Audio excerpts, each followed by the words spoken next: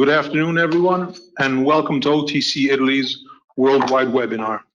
Our goal today is to share a multicultural opinion on how COVID pandemic has changed the organization within our hospitals and the subsequent relationship with our patients. So without further ado, let me introduce to you both Dr. Rocco Erasmo, who is our chapter president in Italy, and afterwards, Dr. Michael Edwards, president of the OTC Foundation. Thank you.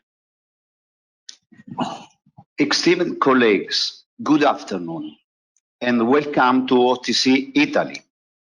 Our appreciation goes to Stryker Italy and Europe, who have allowed us to bring today's event.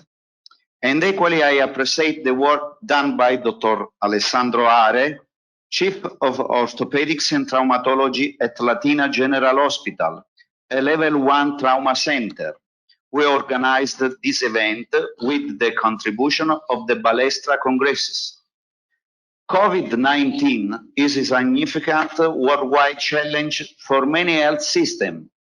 In trauma and orthopedics, there has been a significant shift in workload, but departments have been forced to change their practice to meet demand, as well as to respond to the growing COVID situation. We have implemented some changes in trauma and orthopedics department regarding staff roles, outpatient and inpatient care, and operational protocols. Our goal is to discuss these changes and their effects on patient care in an effort to share them with colleagues who may face similar pressure and make some recommendations to help others organize for the second wave of COVID-19. Now, I pass the speech to Dr. Edwards, our President of OTC Foundation. Good luck and goodbye. Thank you, Dr. Erasmo. Thank you for these kind words. And I would like to thank OTC Italy for organizing this excellent webinar. And I would like to start off with the fact that the world has changed. We have seen it starting in China, where the first symptoms of the COVID-19 virus started. We thought that it was going to be a problem just for Asia, but within months, weeks, it swept until the entire world and all countries were actually involved. Most medical communities were hit quite severe. And that's why I do believe that a seminar like today might help us to attack the problem which we face together. We are used to treat our patients with plan A. We are able to see them, they are no threats to us and we are no threats to them. But that has all changed now. We have to leave plan A and come up with a plan B. And what we saw in the first wave is that a lot of facilities got overrun by the sheer amount of patients presented at their emergency wards. And as we speak, in Europe, for many reasons, we have heard that several governments have restarted lockdowns again in order to make sure that the severely injured patients still get their help they needed or they wanted. So we have to come up with a different solution. We have to treat plan B and take into account that to our normal medical health care, different solutions need to be arisen. When we talked to Stryker and we talked to the OTC chapters, it was clear that in the first wave, our normal way of conducting business, also for educating young physicians, it was not possible to do that in the same manner. So most of our activities, which we're known for, were cancelled or delayed. And because COVID has been shown to be resilient, it's important that we come up with a different kind of attack. And I hope that this afternoon will share us some of the insights that some chapters have come up with in order to restart education and to restart medical care at our normal level. When we look at the international mission from the OTC, not only from the foundation, but also from the different chapters, our goal is to advance trauma care through research, best clinical practice, and education. And to be quite honest, this year we weren't able to fulfill our goals because most education practices were cancelled or delayed. We did try to start up excellent webinars, also hosted by Stryker and by OTC, but that is in no way a change or a substitute for the hands-on practices with our cadaver and sawbone afternoons. So we have to come up with a different plan. And to be quite honest, I do not think that this will be the solution. Let's see if the slide clicker still works. Yes. As we see it now on the streets, lockdown, facial mask required, and the amount of contacts are minimized. I think we have to come up with smarter solutions than distancing, because our normal way of working and our normal way of living has to be restored in some way. When I look at this slide, I hope, although it's not COVID resilient, because to be quite honest, this is not 1.5 meter distance, but I do hope that together we are able to face the challenges, come up with ideas or solutions, and we have some excellent speakers from the countries you can see on the left, a lot of them from Europe, but also North Africa, China, Brazil, and South Pacific. So as the OTC Foundation was supposed to be set up, we've got a global approach to the problems we are facing by COVID, and which impairs us to do our normal orthopedic operations. I would like to thank the OTC Italy chapter, and of course our esteemed colleague Dr. Erasmo and Dr. R for organizing this webinar. I know it's a challenge even with today's ICTs to host a worldwide webinar, but I'm looking forward to all the presentations, and I'm looking forward to the discussions and the solutions that we can come up with. I wish all the participants a very fruitful afternoon. And again, I would also like to thank OTC Italy, Stryker, and the organizing committee for this excellent webinar. I would now like to hand over the word back to the chairman, and I'm awaiting your next presentations. Thank you very much, Dr. Edwards. I have the privilege of introducing our guest speakers for today, not only as friends, but as experts at the top of their fields.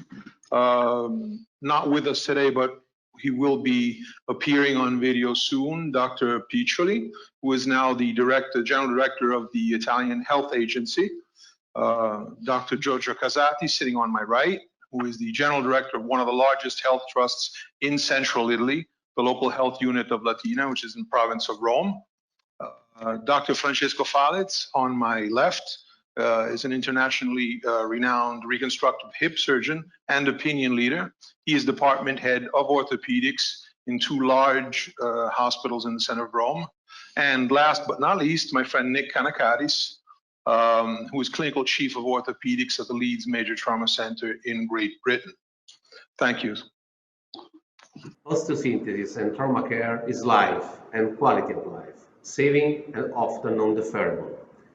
This is one of the reasons why the world of traumatology has been swept by the COVID-19 pandemic like we others. My name is Andrea Piccioli, an orthopedic surgeon by training and vocation, and currently the Director General of the Italian National Institute of Health, Istituto Superiore di Sanità. This is the main center for research, control, and technical scientific advice on public health in Italy, with over 2,000 staff members and, as you may imagine, heavily involved in the COVID-19 response.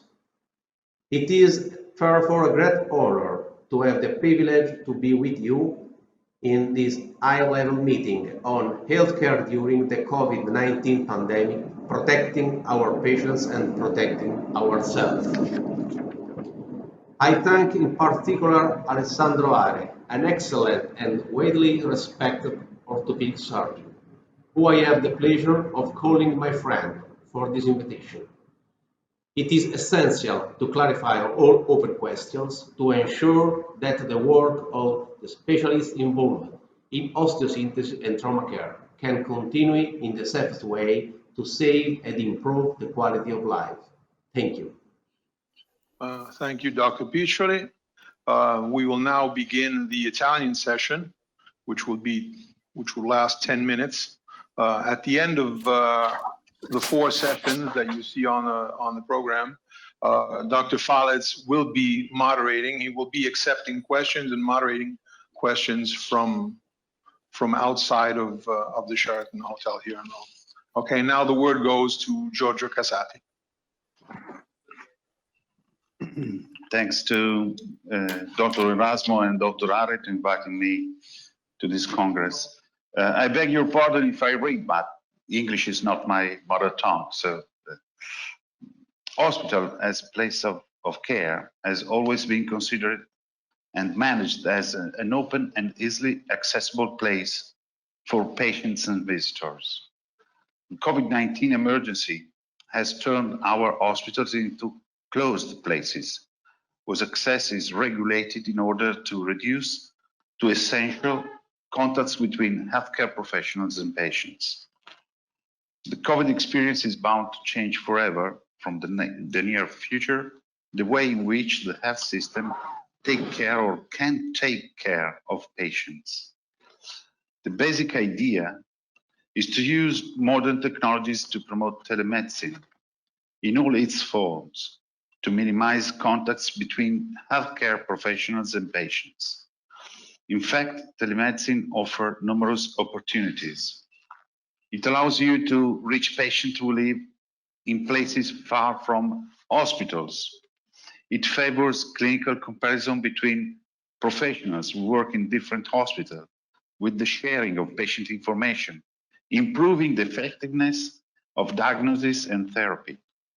It offers the possibility of providing health services at the patient's home without the doctor having to move.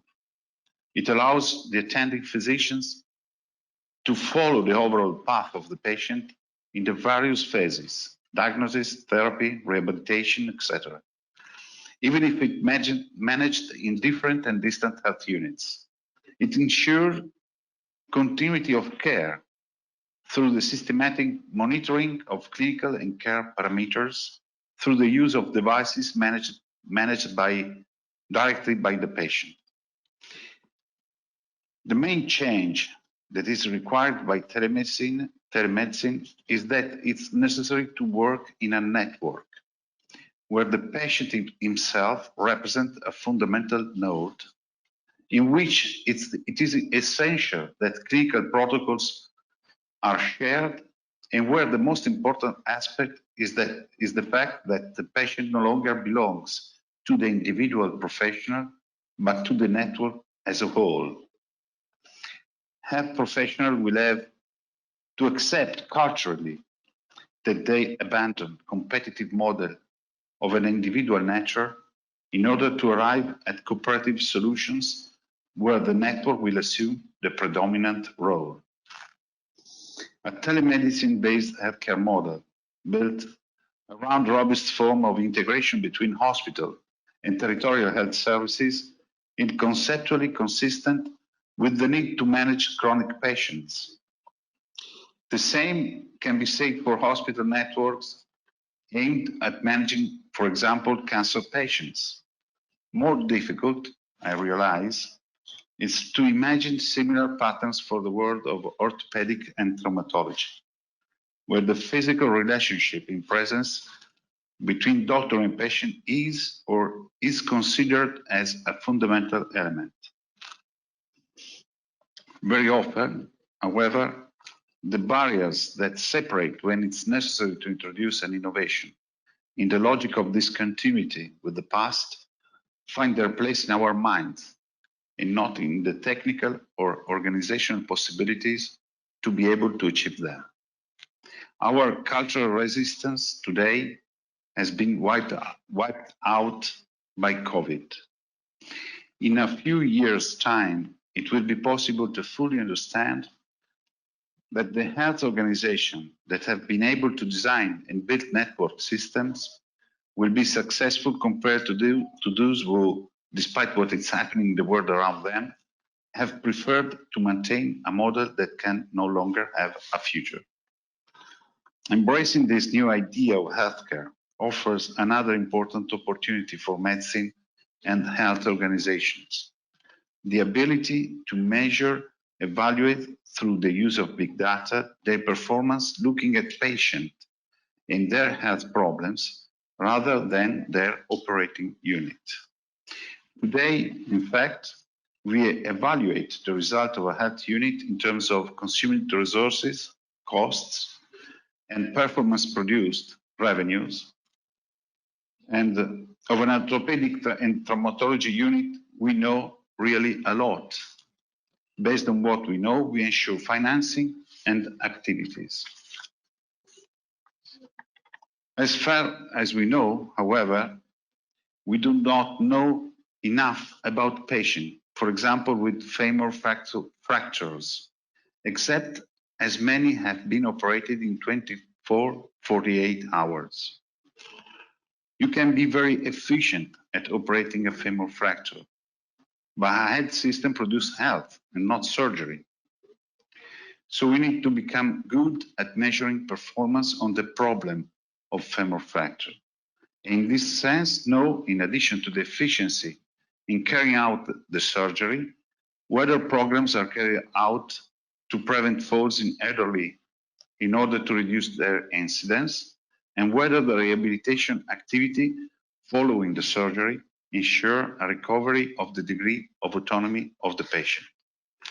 Telemedicine, in this sense, can help us by changing the subject of performance assessment from production unit to health problems, and in this way to improve the sensitivity of those responsible for government of health in planning and financing of the system, an opportunity that doctors and managers this time cannot miss. I hope that during this Congress it will be possible to go deep into these subjects and carry out hypotheses and solutions, be able to design, at least for your specific sector, a way to go through this emergency period and to lay the foundations for the health of the future. Good afternoon. Thank you very much for your invitation. I'm Jesus Gomez from Zaragoza, Spain, and I work at the University Hospital of the city. I am nowadays the Vice President of OTC Spain, and I am speaking on behalf of the chapter. Spain is one of the hittest countries around Europe and around the world by the COVID.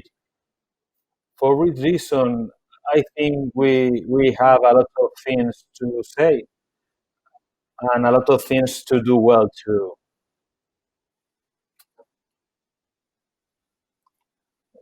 Wait a minute, because yes, okay. Everybody knows what is the COVID-19. It is estimated that the prevalence in May was around 5% in Spain. And over the last 2 weeks, the cumulative incidence can be around 200 cases per 100,000 people and over 400 in several areas. Because in Spain, the COVID doesn't follow the axis north-south like in other countries in the world. And in Spain, the spread of the virus is very patched. We control the emission, but we continue without to know its intimate mechanisms of action. For example, we thought that the corona was a seasonal virus like the flu, but the second wave surprised us during the summer. I'm sorry about this slide. I know there are lots of words, but I mark only 3 points. This is the general premises during the COVID time for a new program. First of all, emergency must be ensured to the population. And the 3 point, I think, is the most important, is the cornerstone of the program. The ability to return to normal activity is based on minimizing the risk of treating positive cases, but while keeping the quality of the standard of the process. The 8th point, I think, is very interesting, the e-health for outpatient care, and the e-education can be very, very interesting. At last, the conversion plan to the previous phase is necessary.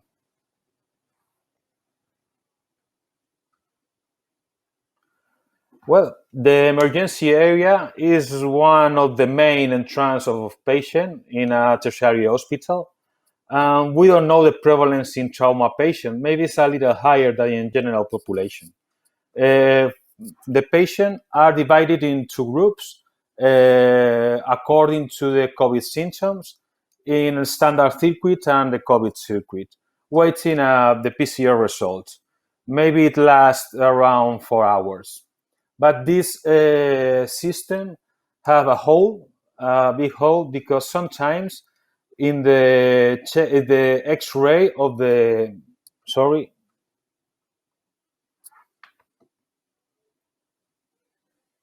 well, sometimes you can see in the non-COVID patient a pathological image preceding the positive in a PCR.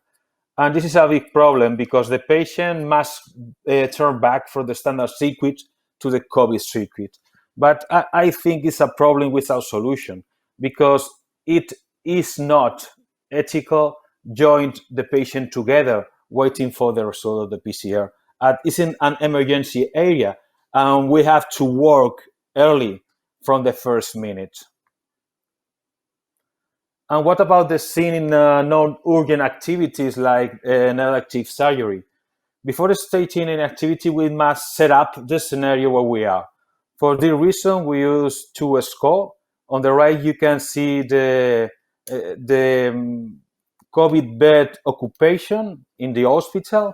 And below, you can see the dorsal protocol to know the accumulative incidence in the population. Has the situation changed? Maybe we control better the evolution, the outcome of our patient, and the ability to detect the positive cases. But the PCR sensitivity, the post-test PCR sensitivity is always the same, the 70%. And we start from the beginning. Audit the waiting list. A certification of the patient according to their age and risk factor is necessary, and the pathology types should be certified according to internal standards, divided in type 1, 2 for the emergency, and 3 and 4 for no urgent surgery. I don't want to say that all people can be operated, but it's a very point to be in account.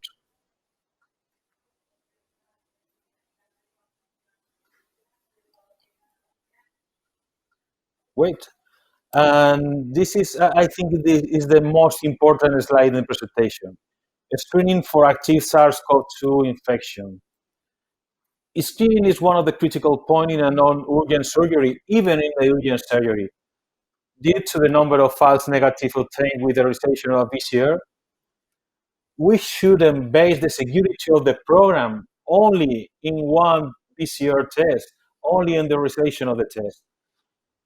For this reason, we recommend the self-confinement 14 days before the surgery, the PCR 2 or 3 days before, of course, and a clinical serving asking about travels, content, risk factors, symptoms, etc. I don't want to speak about protection because we are going to talk a lot about this topic during this afternoon. And I only say two things about the surgical block.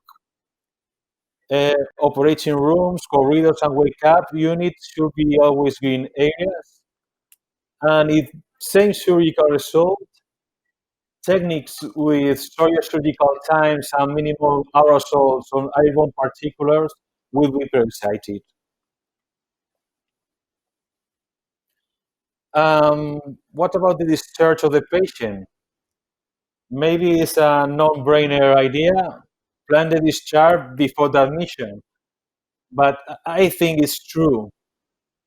For this target, I think the days case summary standard can be very useful to the discharge.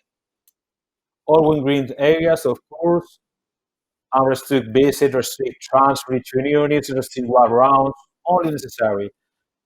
For this point, to check the osteosynthesis, the fire image on the operating room could be very interesting.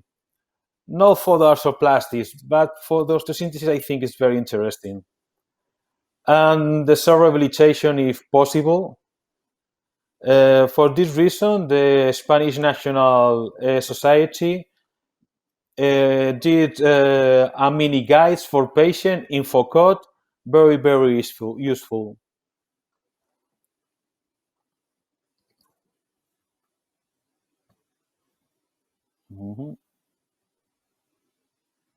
Wait. What about the outpatient, please? We have one slide. Yes, this is the slide. The outpatient care.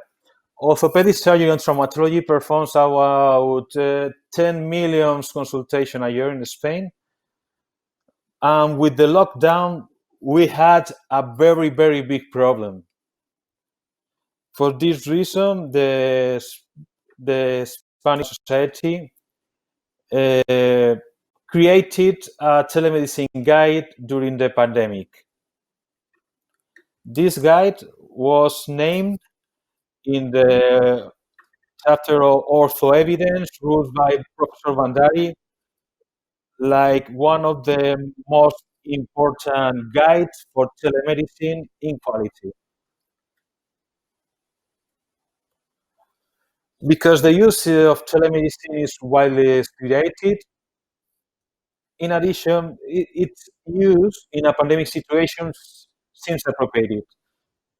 The problem is the implementation of this system when previous not existed.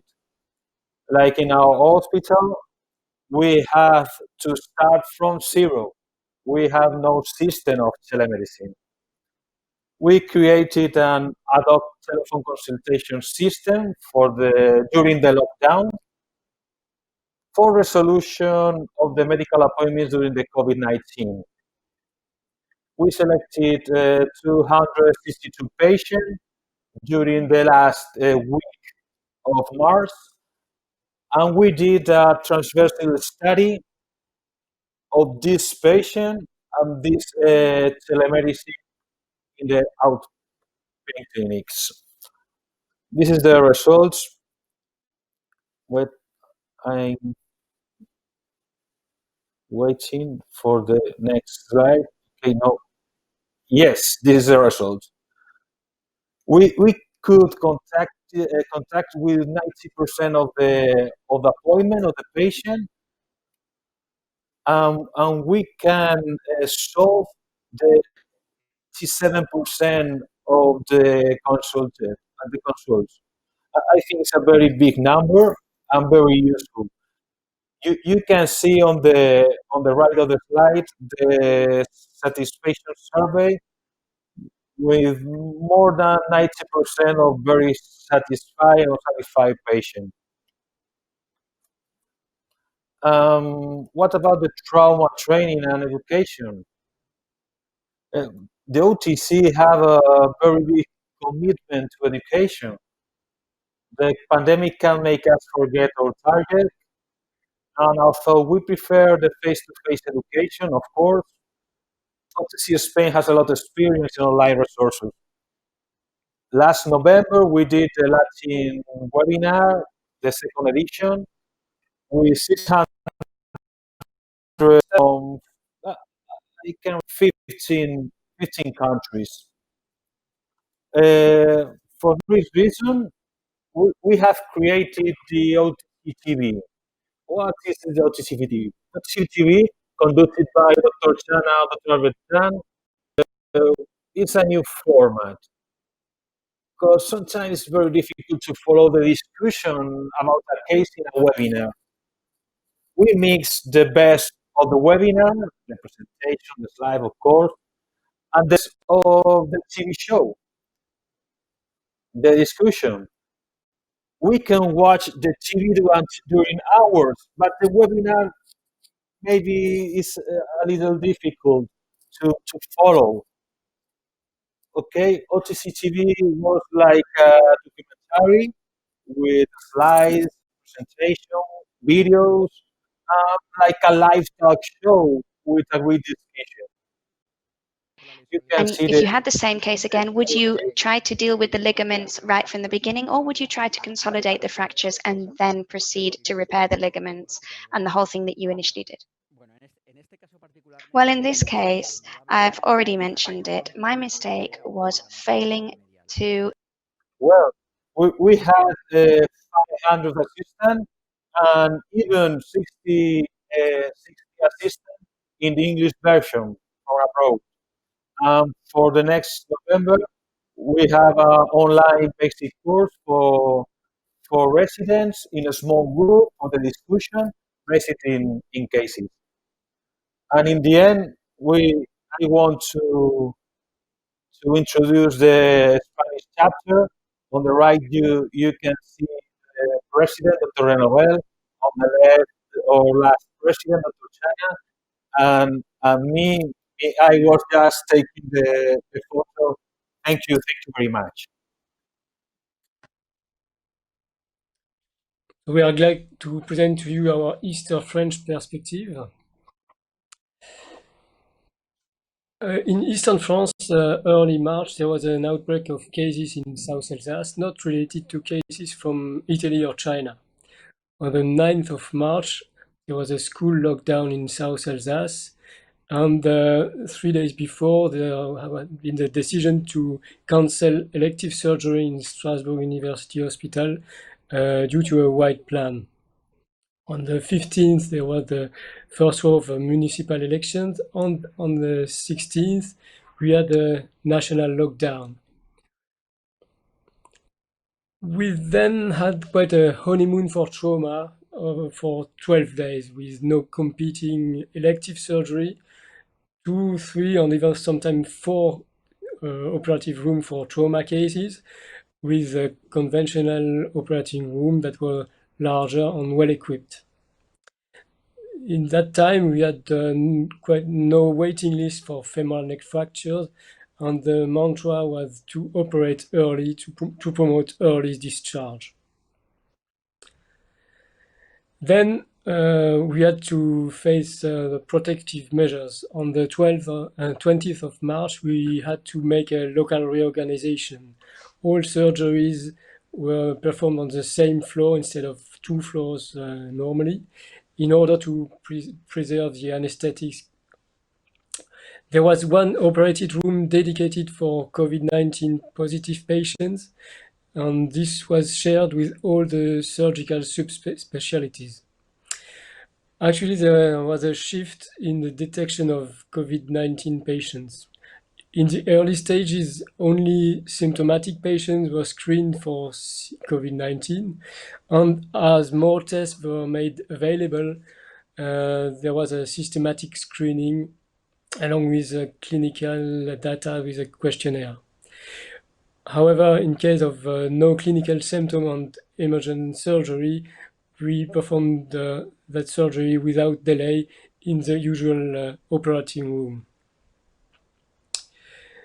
In order to preserve the resource, there was one room for all the other trauma patient that was including maxillofacial surgery, hand surgery, spine, and also infection and tumor.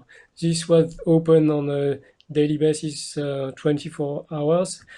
And there was one anesthesiologist with one nurse for this room and the COVID plus room. Most operations were done by the senior surgeon, and we had decided that in order to shorten the operative time.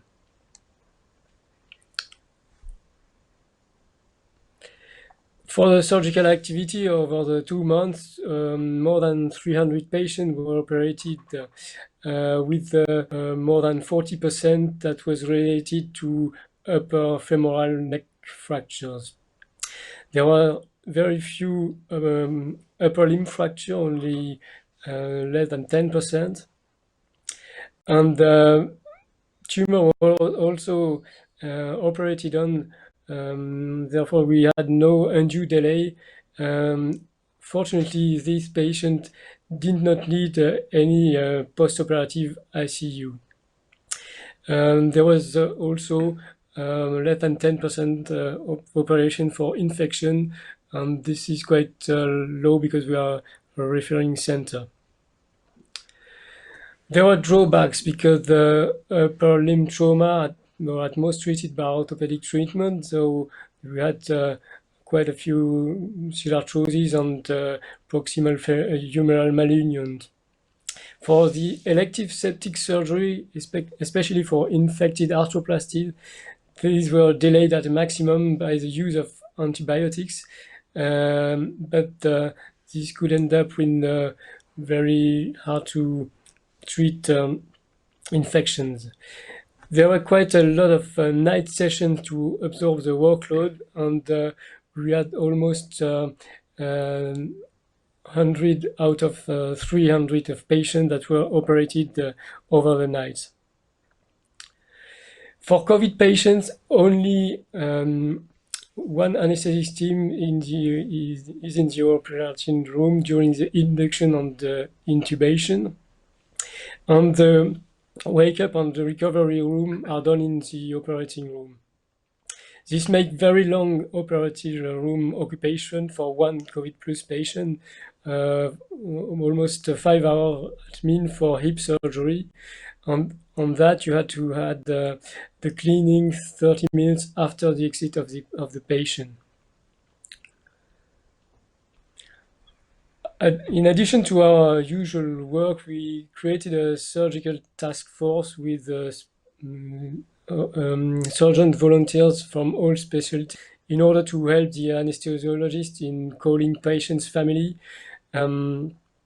Also, we had some people helping to turn patients in beds. There were also a group of ethics discussion and other to help in the organization of the files of the patient in order to ease the transfer. For outpatient management, we had almost no physical consultation during the lockdown, and teleconsultation were proposed. These were mainly based on clinical follow-up. There were very few patients would be able to have an X-ray control outside of the hospital during the lockdown.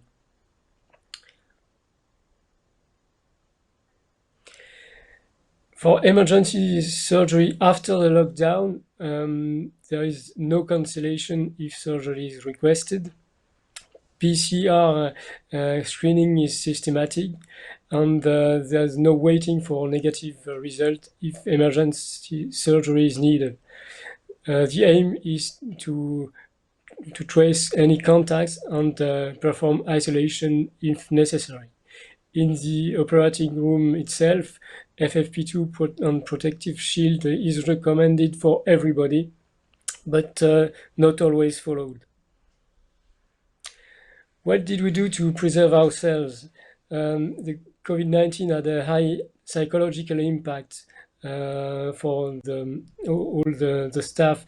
We had to adapt for other missions for instance, scrub nurses were sent to ICU and trauma nurses in geriatrics units. And there was a high mortality in fragile patients. So there was a so-called COVIPC unit that was a psychological supporting team providing massage, relaxation, yoga, and this could be an entry portal for more specific psychologically or psychiatrically intended care. The COVID-19 on education in France, while we had planned a pelvic course in May, and this was cancelled. The OTC French course in Montpellier in October was cancelled as well and postponed to 91. The AIOD nailing course, there was the web session held by Dr. Taglan. And for the nurse course in December, we are working on a web-based education program.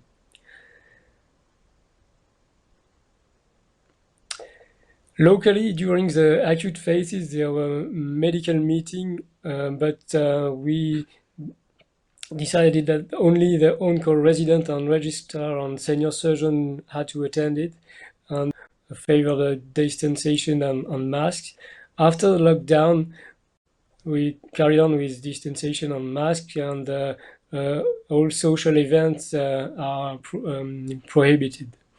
There was a bibliographic survey in our unit with group de veille COVID, as you can see. In conclusion, for the first step, we had to face the acute phase crisis, and this was on every day for everyone 2-month mobilization. Now we are in the second step, and we try to learn to live with the virus. We had to catch up with delayed trauma and orthopedic cases. All the protective measures has to be prolongated, and we are now integrating scenario in case of viral relapse for operation rooms shortage and bed restrictions. As you can imagine, we are not back to normal yet. Thank you.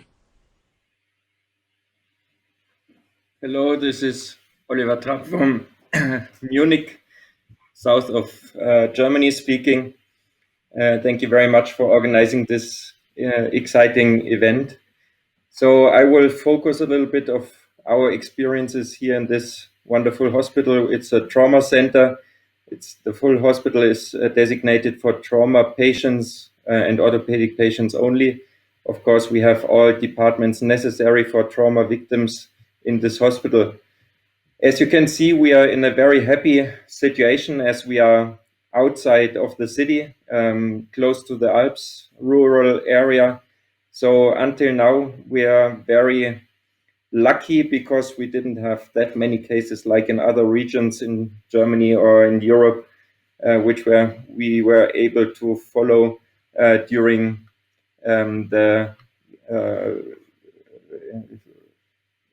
presentations in the newspapers also. Can I have the next slide? I think it's not working with me. So just a short history.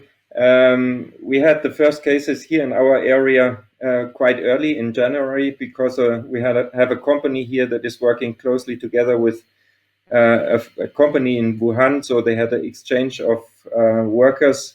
And so we were identifying the first cases even in January. Because of the few cases and the very clear pathway through which they came back to their home, it was possible to isolate them and to keep control of those cases. But of course, we got more and more cases coming from different areas. So in Germany, a crisis management group was established in end of February. And in March 16th, we had the first step of the shutdown. So nearly all schools and kindergarten closed, which was severe impact for all our workers in the hospital, of course, as well. And the state of Bavaria declared a state of emergency, which was enabling everybody to have specific help from the government. Which was important for us in the hospital was March 20th, general decree which was influencing all activities in the hospitals. So next slide. We were forced to send all patients back to their home whenever possible. Here, some more other things happened, like the home office, all our administration from the hospital, they left the hospital and stayed home. Companies were closed, and what was quite important for our hospital, as we are dependent on sport activities and sport trauma, all patients had to stay, all people have to stay home, so no sports was allowed, so, and we had much less trauma cases in our hospital. So next slide. What happened in our hospital? We had a crisis management team established quite early. So because of the general degree, we had to send our patients home. We didn't perform any kind of elective surgery anymore. Of course, it was necessary to continue with what we call urgent elective cases, which is, for example, septic surgery. And of course, we took care for emergency. So inside the hospital, we had to create as many ICU beds as possible. So even the recreation room of the OR was upgraded to an ICU unit. We divided our staff, especially the doctors, in 2 teams. Half of the team was working on even days, and the other half in uneven days. We were working 7 days a week to keep with the emergencies and to keep with the surgeries. In 4 rooms only, 8 of the rooms were closed. So no visitors were allowed in the hospital, and like companies coming from outside or workers only in absolute necessary situations. So the hospital was closed to one entrance only. And of course, as you can see on the right side, we developed many standard operating procedures to deal with the new situation. Next slide, please. So, next slide, please. Yeah, so in the hospital, no, it's not the right one. One back. Yeah, the main effect in our hospital was that the occupation ran down to 40%, sometimes even less, and even trauma and emergencies significantly decreased, especially because all people stayed at home and accidents didn't happen that much. So we closed some wards. The staff was used for other activities in the hospital, for example, like the triage at the entrance. Other doctors and nurses that have been fit in some kind of ICU training previously, they went back to the ICU medicine and got special training to be able to assist the staff there in case of COVID contamination there. The freelancer staff was at home. We had the lucky situation that our kindergarten and after school care was kept open, one of the few.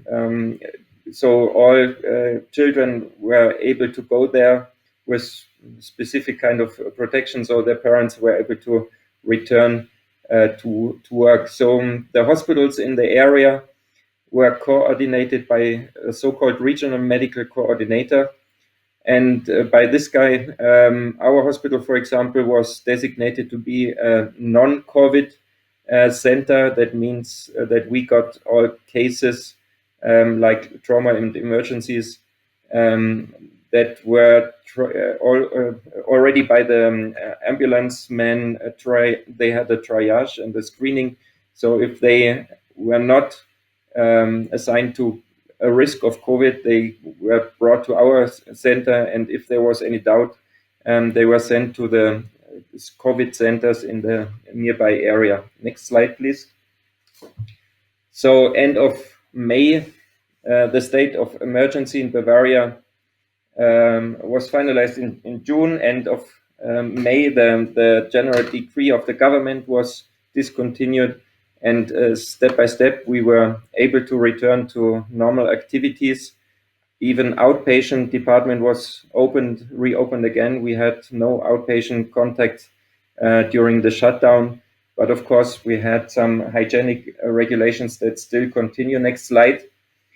So, for example, we still have only one entrance open to our hospital for external persons. Everybody is getting registered there, and there is an evaluation of each person entering the hospital.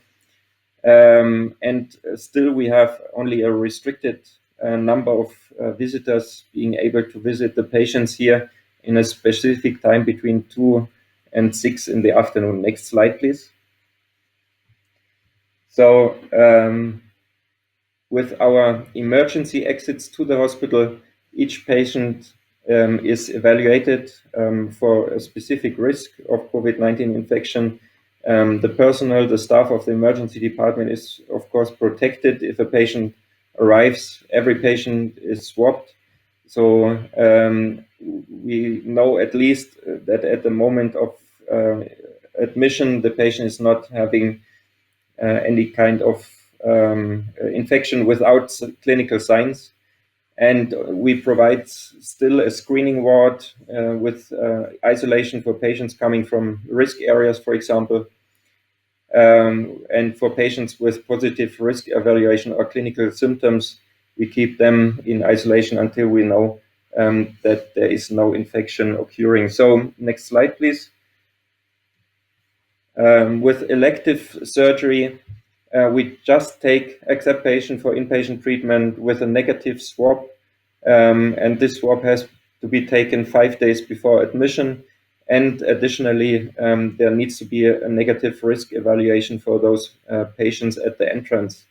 We only provide 2 bedrooms, so normally we have also 3 bedrooms, but they are shut down to 2 bedrooms. That's why we have less capacity in the hospital. But we don't have any restrictions of indication, so we do all kind of elective surgery as well. On the other side, we have a lot of patients that had been postponed during the crisis and the shutdown that are coming back to our hospital now to receive the treatment. Everybody, like staff and patients and visitors, have to wear a nose protection all time during stay in the hospital. Next slide. The outpatient treatment is open also at the moment, so we accept patients for that, especially in our patients. It's necessary to have them for X-ray examinations and clinical examinations. It's very important for them. But of course, we refer the patients as soon as possible to any kind of other outpatient physicians to manage the patients, and only at the milestone examinations they return to our center. We have a central management of those patients, so we have a central area where we perform the outpatient treatment in order to avoid that the patients travel through the house and spread the infection if they don't have the clinical symptoms. If they have symptoms, they are not able to come to the outpatient treatment. Next slide.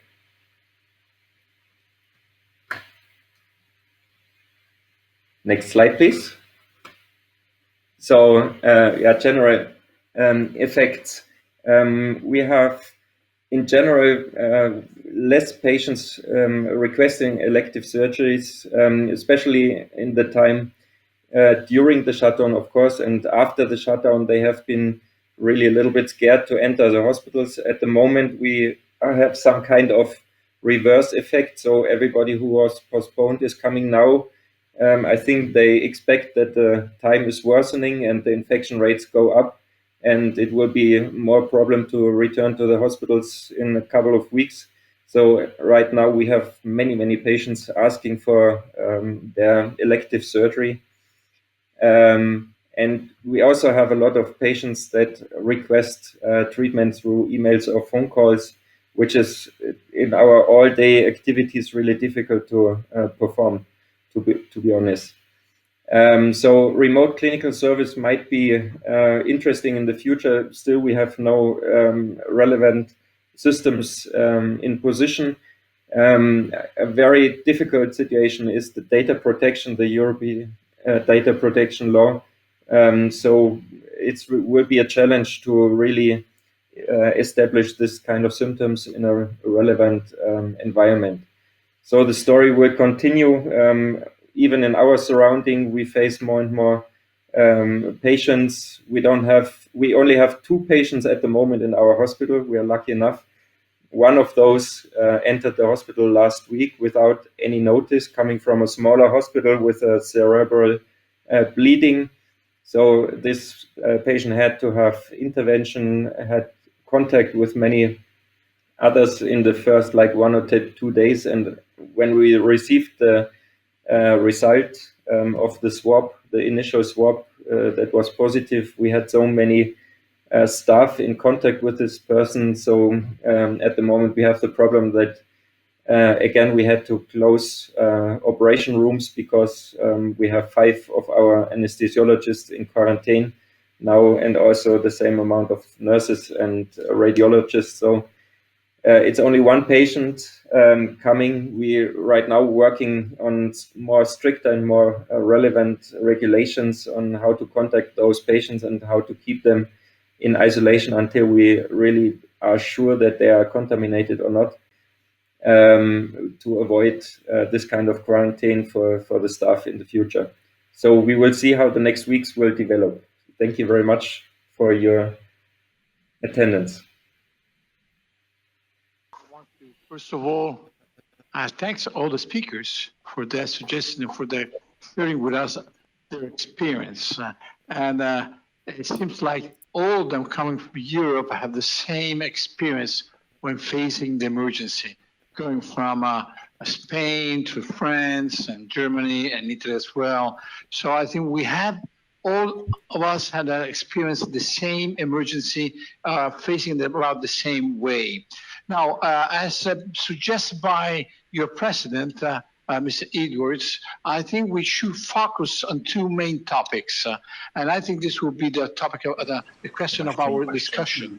2 major blocks. One is, of course, how to should we manage chronic patients from outpatient, and if in this case, as suggested by Mr. Casati, telemedicine would be helpful. Now, Mr. Trapp say actually there's no real big benefit by controlling the patient from distance. On the other way, I would like to have a quick response by the other speakers. If in their opinion, managing these patients will give the possibility to reduce the context and the spreading of the virus, and of course reduce the impact into the hospitals by having them consulting by home, by telemedicine, by remote controlling, and so on, which is not only patients with chronic disease, but post-operative managing of the patient as well. Mr. Vallega, would you like to share your opinion on this kind of patients?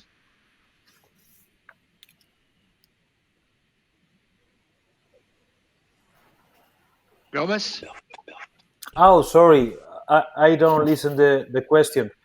Okay, but no problem. no. Would you like me to repeat the question? Yes, yes, please. Okay, the question is about what is your point of view on managing and having the patients treated with chronic disease and post-operative management in telemedicine or distance remote procedures? Would that help? Okay, thank you. Okay. Nowadays, we don't use the telemedicine in our consultation. We only use the telemedicine during the lockdown, because in our hospital we haven't got these resources.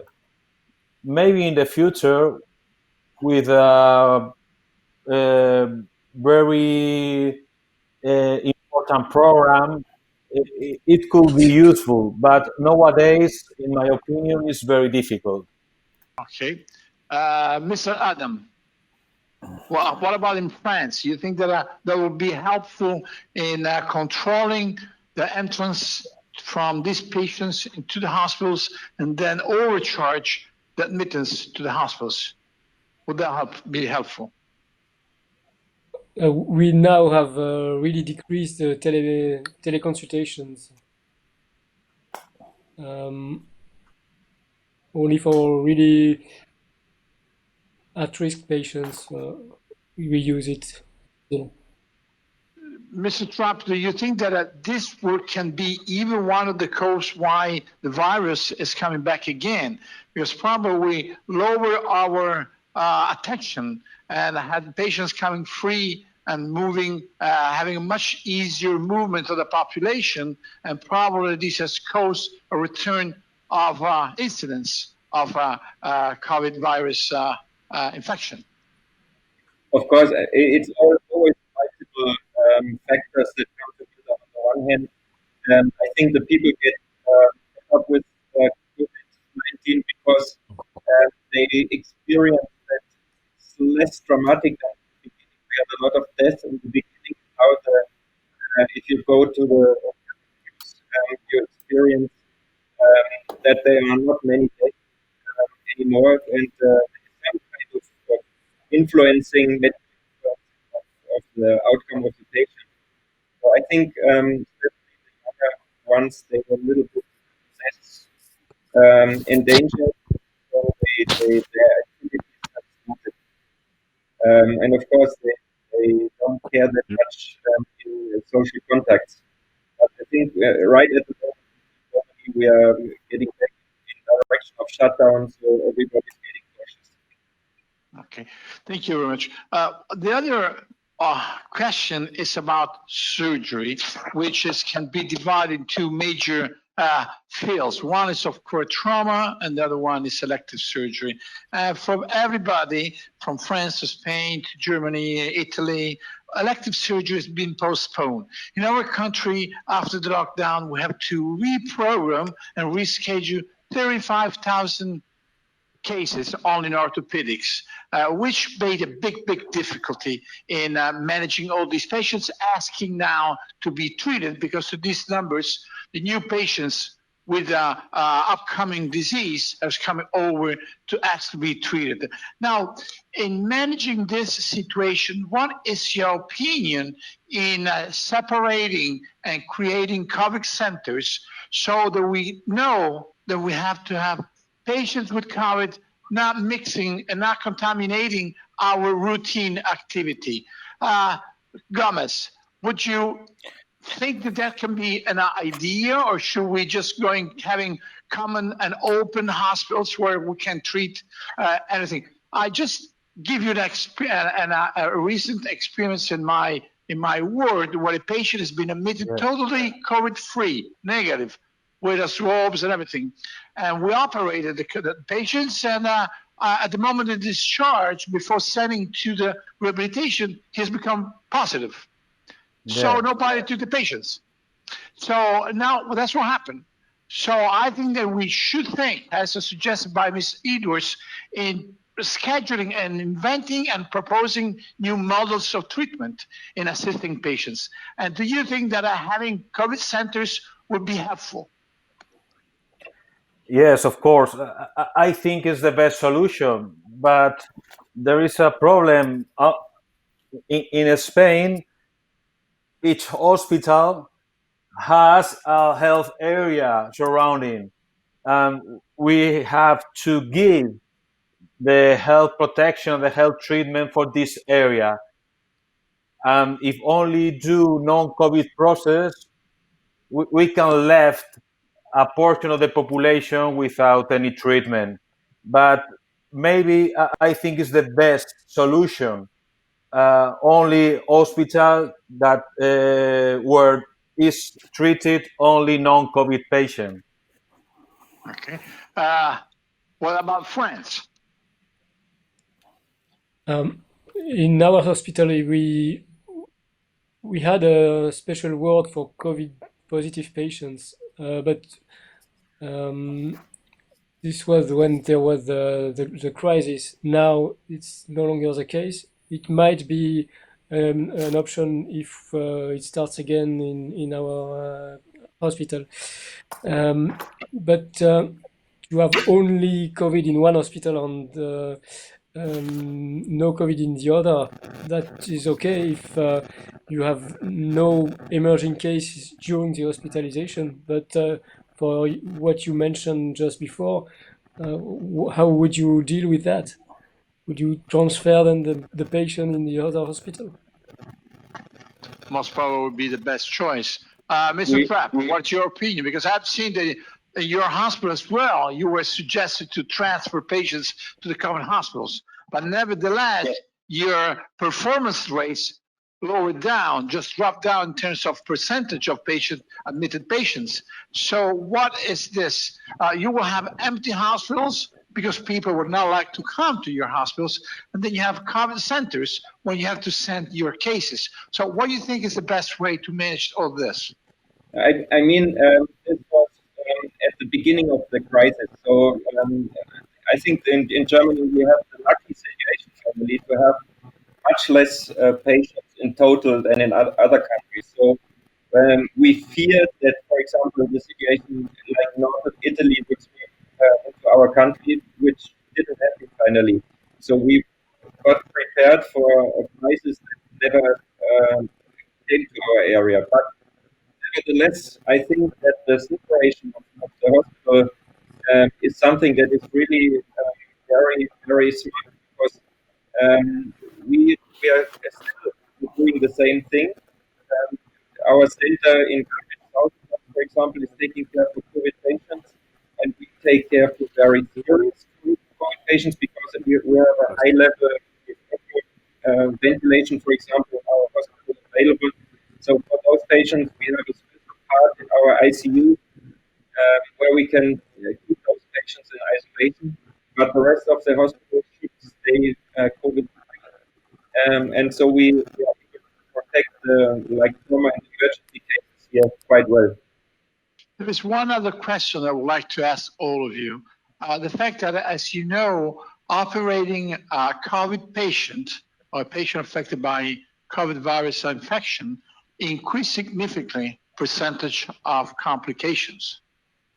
So what we do now is, okay, we're going to operate, but we have to be aware of the fact that we didn't know anything about the beginning. Okay, when we talk about March and April, we were just learning and making experience on what this kind of patient. Today, we know, and there is a significant literature proving that 48% of patients affected by COVID will having major surgery will go toward major complications. So how should we manage this? Because we have to operate patients, but we know that we'll bring these patients to major complications. You think we should justify or make changes in this pathway? Gomez, you start first, always. Closer. Yes. It's very quickly. It's very difficult to know the best way to take.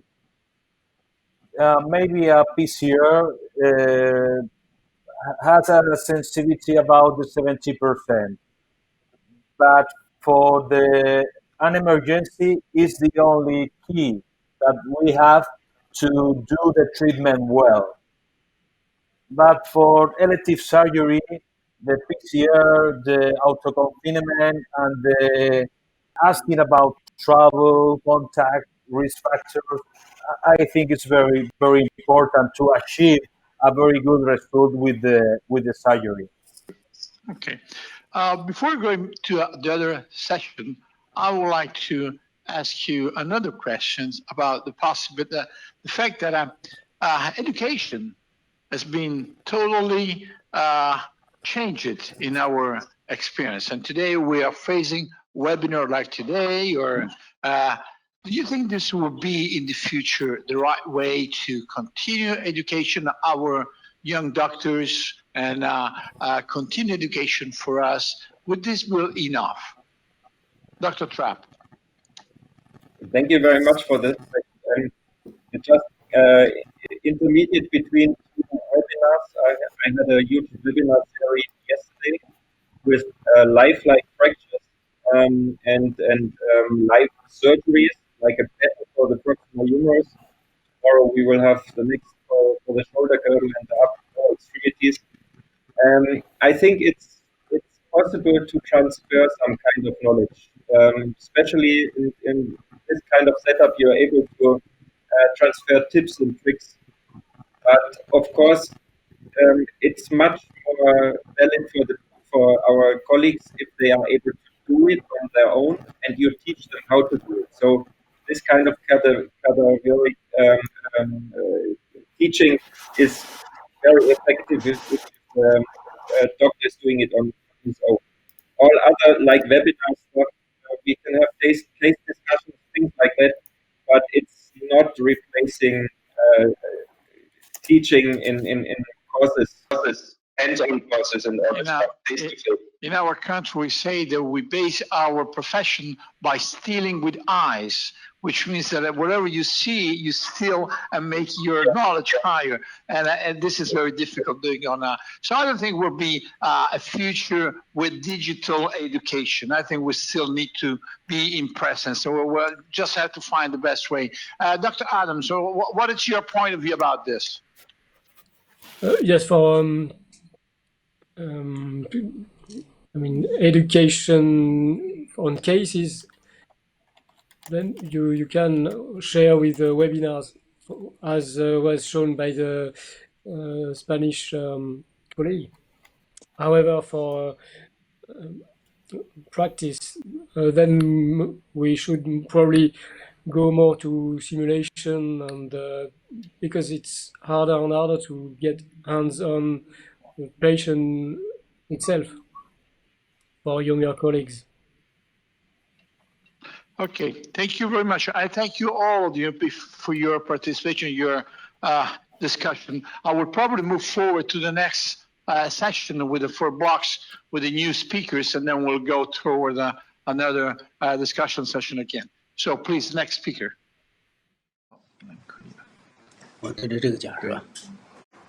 Good afternoon. I am Dr. Zhang from Department of Orthopedic Surgeon in Shanghai 6 People's Hospital. Next slide.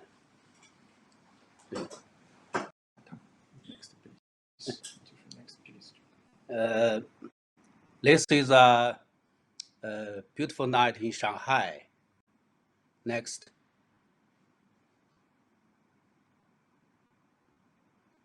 Next.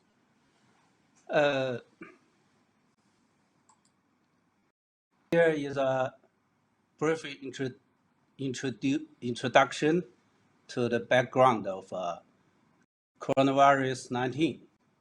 The first cases of was reported in Wuhan on December 31, 2019. Next. Next.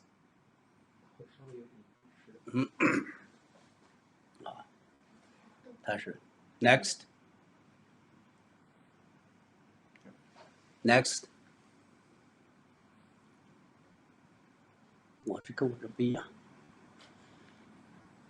After Shanghai launched a first-level response, our hospital immediately started a response procedure.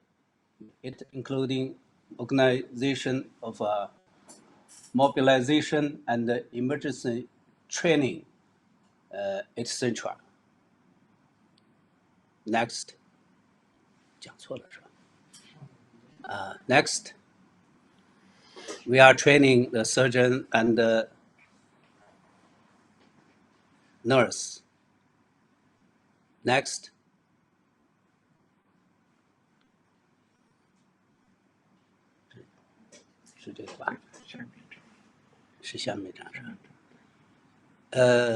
March 2020, Shanghai launched a second-level response mechanism. Next. And during this time, we use internal hospital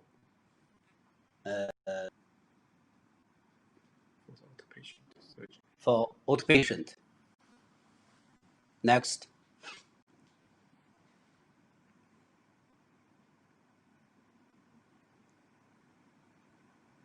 Next.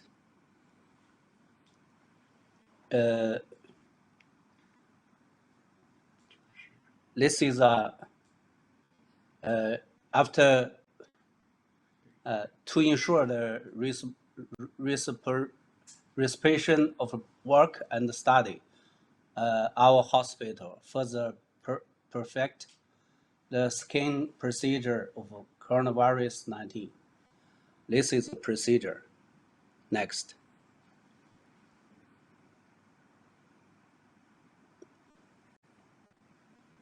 I will introduce some data. Compare with cumulative numbers of hospital admission in same period. The cumulation number of L hip fracture patient admission in 2020 was significantly lower than that in the same period of 2019. Next.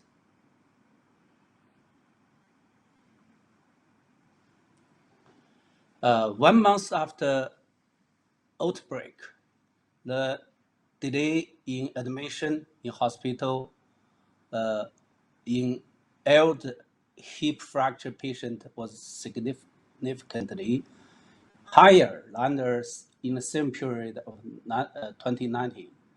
However, with the breakthrough in the epidemic prevention and control, the delay from injury to hospital admission basically returned to the average level in previous years after May.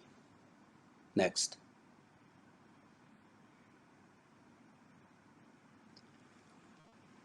In the early stage of coronavirus 19, time of surgery of L hip fracture patient was slightly higher than that of same period of 2019 years, but due to we have a green channel for the old patient.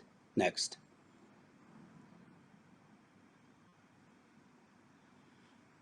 During coronavirus period, the prestige of patient chose no surgical treatment increase significant. Next.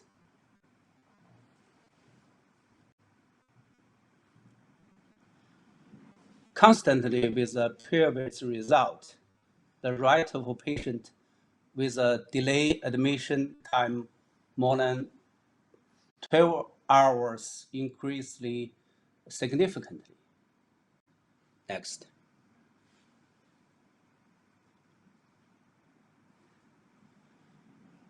Compare with a L hip fracture patient with a surgical and non-surgical treatment.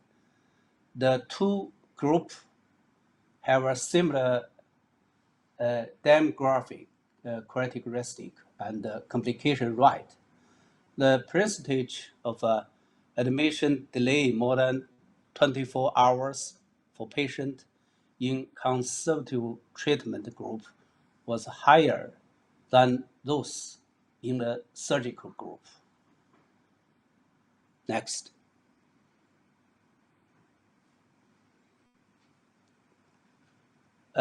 During this time, follow-up results show the function score and the safe care ability score increased over time in outpatient. However, due to the lack of time and the reasonable rehabilitation guide during the period of COVID-19, the functional recovery and the safe care ability of patients who choose internal fixation, hip replacement, or conservative treatment after 3 months of the fracture was significantly reduced compared with those before the injury. Next.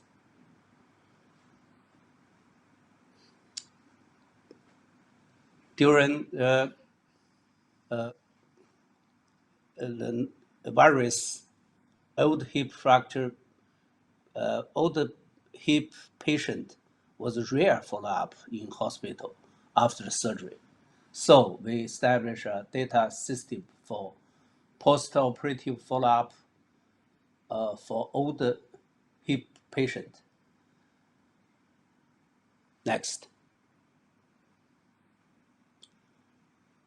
Post-operative functional recovery was obtained by telephone follow-up at a different time.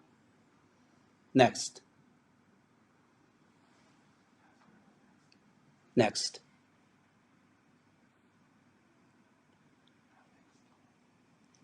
So e-health during the coronavirus 19 is a good solution for this situation. Next. Next. Next. So we think Corona-19 has affected the overall work of a hospital. Adequate screening is the key to prevent and control the virus. Last, e-health play a critical role in the period of coronavirus 19 and should be promoted. Next. Thank you very much. All right, good morning. Thank you very much for the opportunity to speak today. I want to talk to you a little bit about healthcare during the COVID-19 pandemic, especially as it relates to telemedicine and e-health, specifically here in the United States and at my hospital in Southern California. These are my disclosures, none of which are relevant to this presentation. For the United States, telemedicine is not new. If you look back into the literature, some of the earliest reports in the 19th century involved people listening or reading EKGs over the phone, which is technically telemedicine. It has been previously promoted in rural areas where healthcare is not easily available to in large centers. And in some health systems, specifically managed care groups, and with some hospitals and United States insurance agencies, they favor telemedicine because of its convenience, efficacy, and value. Previously, before the COVID-19 pandemic, there were a moderate amount of regulations regarding the use of telemedicine, specifically HIPAA, which are the privacy rules and laws that govern medical care, reimbursement from insurance companies and payers to the physicians, which were much lower prior to COVID-19, the location at which telemedicine could be implemented. The US government prohibited telemedicine across state lines, as well as the scope of work that could be provided. There are some other physician barriers. So the barriers that I mentioned before exist, but in general, not many clinicians in the United States had a vast knowledge or know-how with regard to use of telemedicine. And a 2017 American Orthopedic Association survey showed that only 20% of surgeons believed telemedicine was useful. And again, this is before the COVID-19 pandemic. in our hospital, as well as across the United States, there was little willingness to learn the technology. There was concern in the United States for malpractice and legal issues, given the environment that many of us practice in. And I think most importantly, while running a busy clinic, the disruption to clinic workflow and use of technology was something that kept many physicians from using telemedicine. I think the timeline for COVID-19 has been outlined by many of the previous speakers, but as we all know, the United States was a little bit behind the curve, at least in terms of the response. And so really at our hospital and across the United States, it was not until the beginning of March or mid-March that COVID-19 began to affect our clinic as well as our surgical volumes. The numbers below are from the 17th of October, but we are now well over 8 million cases with over 200,000 deaths. One of the biggest changes that occurred in the United States was CMS, which is the Center for Medicare and Medicaid Services, is one of the government regulatory bodies that governs reimbursement and payment for medical services. And in March of 2020, the rules were changed such that telemedicine could be reimbursed and paid at the same level as outpatient services when done face-to-face or in person. They described 3 types of telemedicine services. The vast majority that we use now are telehealth visits, which involve both audio and video services. There are 2 others which can be billed and used, and these are essentially emails or other electronic communications that do not involve video or any sort of virtual interaction with the patient outside of, say, a text message or an email. Again, one of the biggest issues prior to COVID-19 was patient privacy. The rules and laws of the HIPAA Act from 1996 in the United States provided a tight regulation on what electronic systems could be used for telemedicine visits. With the advent of COVID-19, the CMS and the United States government allowed for multiple other medias to be used, including Apple FaceTime, Facebook Messenger, Zoom, Skype, and a handful of other specific video interfaces with electronic medical records. And so when these laws changed, this allowed us to utilize our smartphones as well as video messaging in order to communicate with patients.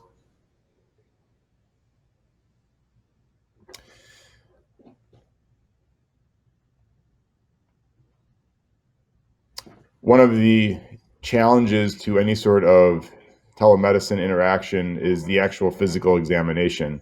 I think we all realize that we can speak to a patient and obtain the relevant past medical history, but the examination can be very difficult. In many instances, this is not standardized, and so I'm not going to go through the full details of this article, but this was a nice piece of work published in JBJS recently that outlines some of the ways that practitioners can help utilize a controlled environment, even when the patient is at home, in order to obtain a reliable examination. Very frequently in the past, telemedicine was utilized with patients at an outside hospital or a remote clinic area. And now with COVID-19, many of these patients are simply at their home or with a family member, and we are subject to the limitations of their environment as well as the bandwidth of their smartphones or their computers. I think it helps to be very resourceful when you talk to patients about rehabilitation from either an injury or a surgery. And so on the right-hand part of the slide, there is a nice outline of some very common household items and their weights in kilograms and pounds, which we can use with patients in order to guide their rehabilitation. We ask patients to look around their house and utilize some of the equipment and opportunities that they may have with regard to exercise equipment or household items to work on range of motion and weight bearing. In the early stages of the pandemic here in the United States, a vast majority of physiotherapy centers were closed, and so patients needed to be doing physiotherapy on their own at their homes, oftentimes with family members or friends. There are some limitations to telemedicine. It's not for everyone. At the outset of the COVID-19 pandemic, our clinic volumes plummeted. We went to almost 90% telemedicine visits outside of acute conditions or fractures or infections that required an inpatient or an in-clinic consultation. So if a fracture or dislocation requires a reduction or surgery, those patients should be seen with precautions. There are some joint, tendon, and ligament injuries which required an inpatient consultation. And then obviously any lesion which affected the circulatory, neurologic, or neurologic system or resulted in an infection, or if there was something such as a brace or cast which was causing a problem or creating a wound, those patients were able to be seen. We've now transitioned back to primarily inpatient visits, but still utilize telemedicine for many of our older patients.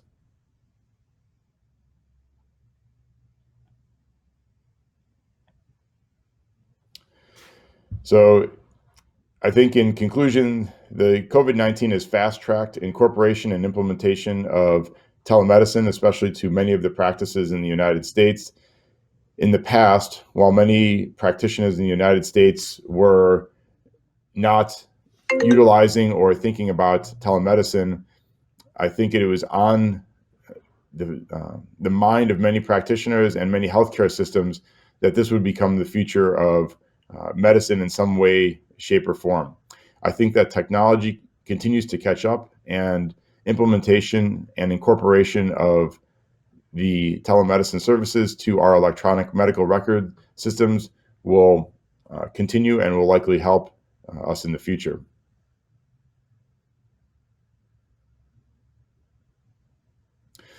So I think the pros of telemedicine, especially for us in the United States, are that for very simple things like routine wound checks, checking range of motion, checking wounds, I think these are all things that can be done by telemedicine, especially helpful for elderly patients who are at risk with travel and at risk with coming to the hospital, patients who are remote in rural areas. And again, it's very safe.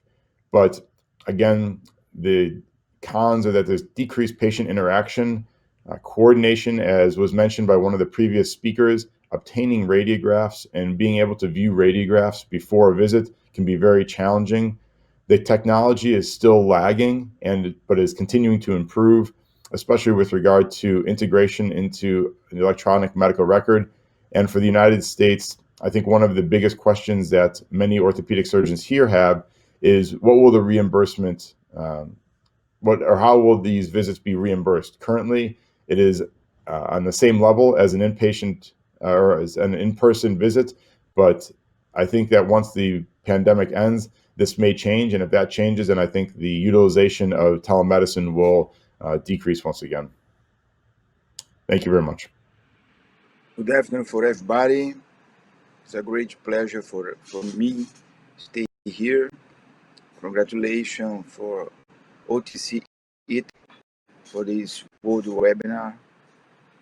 So now I will speak about the Brazil experience.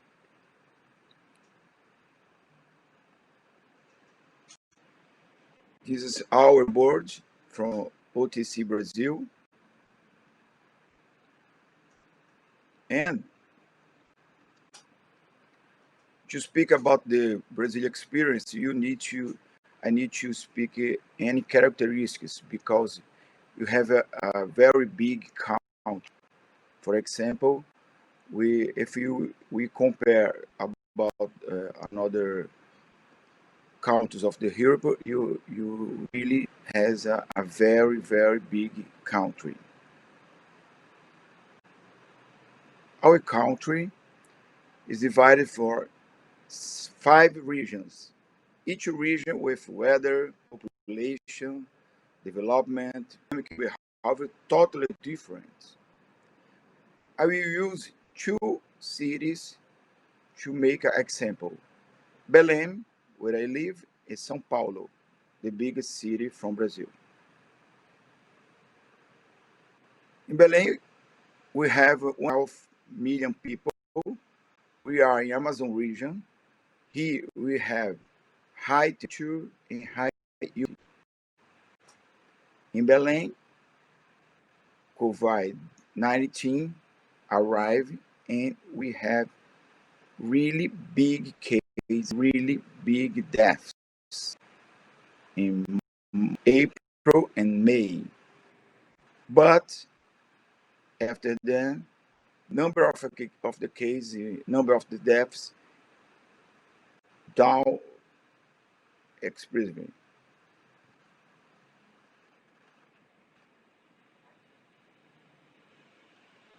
In São Paulo, is 12 million people is inside the more developed region, and the temperature and humidity is moderate. So the curve of São Paulo is totally different from Belém.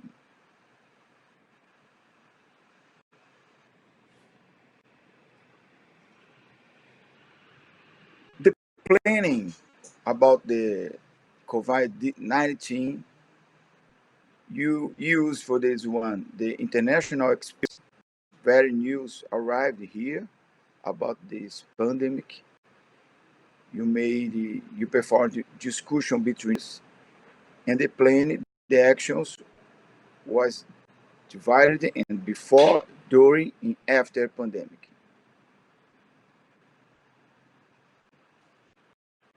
About the before, you made many guidelines. All the hospitals, there is a corona area, and the elective surgeries was delayed mainly in risk group. During expensive lockdown, no elective surgeries, many sick doctors. In Belém, in my city, almost 40 died. Considerable decrease in number of the fractures. Health system collapsed in the health system. No available beds at the hospitals. Orthopedists attended to mild cases. We live really a worse scenario.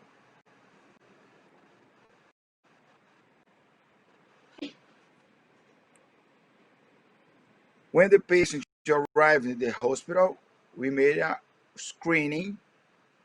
In the screening, you use the epidemiological survey, the chest CT, and PCR tests.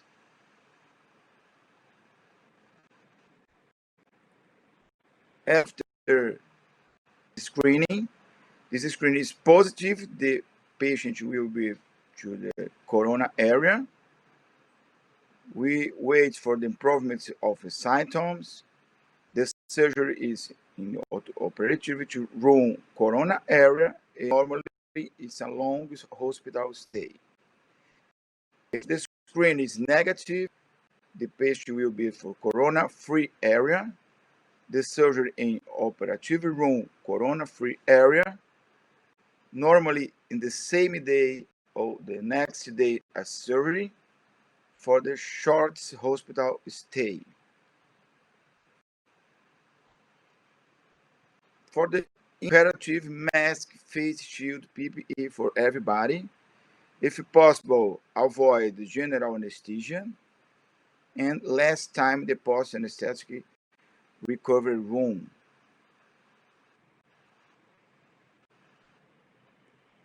In the post-operative, 100% to telemedicine, bio and intensive care unit. If possible, for post-operative evaluation, really a big control to access the hospital, one for each patient, and with no risk group.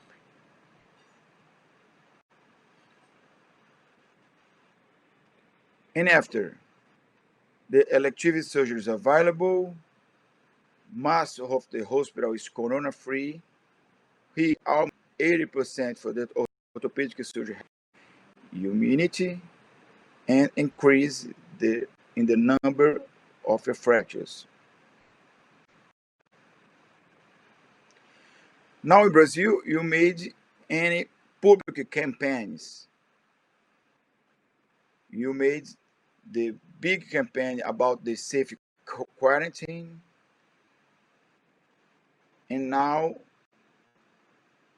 the campaign is the safe return to activities.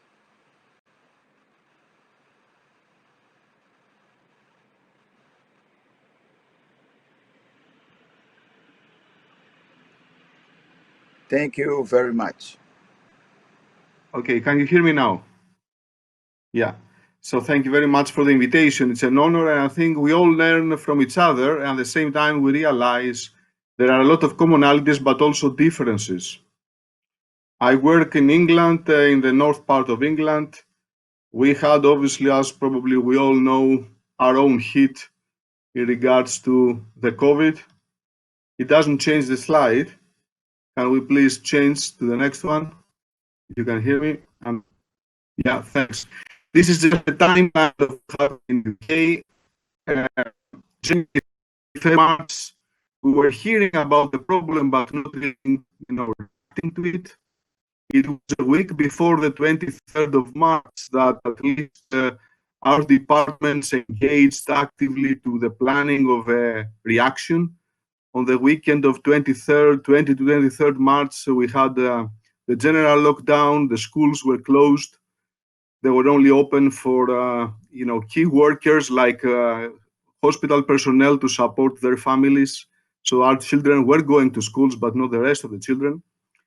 We took emergency measures. A lot of our operating theaters, recovery areas became intensive care units. A lot of our theater staff became intensive care nurses. A lot of our juniors were spread into the hospital to support the internal medicine colleagues. Elective surgery was halted, and also the independent sector, so the private sector also was closed, and a lot of their facilities was, let's say, recruited for our National Health Service. So we kind of distributed some of our clinics there, or some of our day cases, or we use some of their wards as discharge lounges to empty and free capacity to our hospitals. Can we go to the next, please? Very early, we had a lot of directions, general guidelines populated from and distributed from our colleges, the British Orthopaedic Association, and the national, obviously, departments that work to centralize and standardize the care. Next one, please.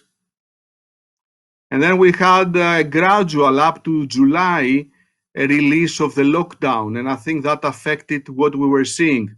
Initially, it was felt as an overreaction. We have created in our hospital 350 ICU beds from the 120 beds we have regularly. We work in 2 hospitals. Actually, we utilized for COVID on that first, let's say, peak and wave, maximum 60 beds from these 350 that were fully staffed and waiting for the wave that felt that never arrived. So gradually, the government relaxed the measures, the general incidence of the population was decreased, and we reached the week of the 14th of July. If we click next, please. Where basically we had a return of our acute capacity. We have lost initially, as I said, some theaters. We gained them back. Also, we started doing elective surgeries, the urgent or priority ones. So not all elective surgeries, but those that were time critical, basically. on our elective hospital, which was the COVID green area, so it's like a cold area of the hospitals that was serving patients that had obviously a PCR test. Initially, there were 2 tests at 7 days before the surgery and 3 days before surgery. They were self-isolating, as I heard before from others, for 2 weeks, and then coming in a clean area to get their elective surgery. And the sector opened their activity 25%, the rest of the 70% will be used again for our NHS services. In the 1st of August, we had also another critical parameter. A lot of our personnel that was shielding due to the fact they were high risk due to their age group or other problems that they had. So clinicians started returning back to work. So we had initially a 20% lower manforce, which gradually returned. And then click again, please. We had gradually a deterioration of the overall activity due to the fact that we had now a second wave developing. And to last week, next click, please. We had restrictions to the general, and now we are functioning in what we call a 3T. Next one, please.